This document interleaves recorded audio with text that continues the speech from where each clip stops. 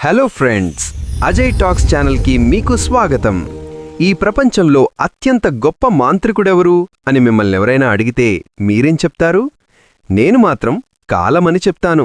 అవును, కాలం ప్రతి క్షణం కళ్ల ముందే మాయమైపోయే ఒక అద్భుతమైన ఇంద్రజాలం. ఒక్కసారి ఊహించుకోండి, కాలమనేది ఒక ప్రవహించే నదిలాంటిది. మీరు నదిలో దిగి ఒక గుప్పెడు నీళ్లను తాకారనుకోండి, ఆ నీటిని మళ్లీ మీరు తాగగలరా? లేదు కదా. అవి జారిపోయి ప్రవాహంలో కలిసిపోతాయి. గడిచిపోయిన క్షణం కూడా అంతే. మనం ఎంత ప్రయత్నించినా, ఎంత ఖర్చు పెట్టినా ఆ గడిచిన కాలాన్ని మళ్లీ పట్టుకోలేం. చరిత్రలో చాణక్యుడి నుంచి రవీంద్రనాథ్ ఠాగూర్ వరకు ఎందరో మహానుభావులు చెప్పింది ఇదే.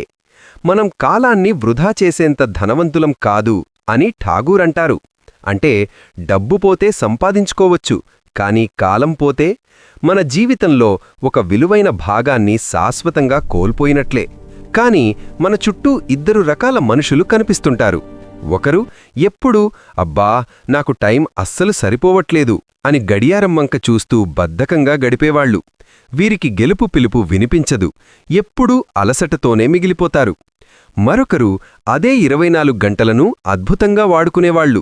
వీరు కాలాన్ని తమ గుప్పెట్లో పెట్టుకుని ఒక ప్రణాళికతో ముందుకు సాగుతూ విజేతలుగా నిలుస్తారు.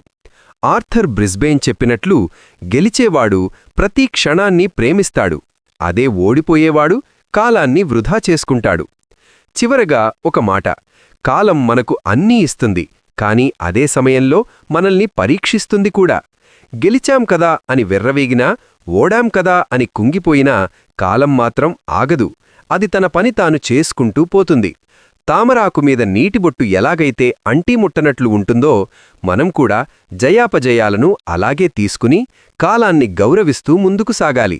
ఎందుకంటే ఈ చిన్న చిన్న క్షణాల అందమైన కలయిక పేరే జీవితం. ఆ కాలాన్ని సరిగ్గా వాడేవాడే నిజమైన కథానాయకుడు.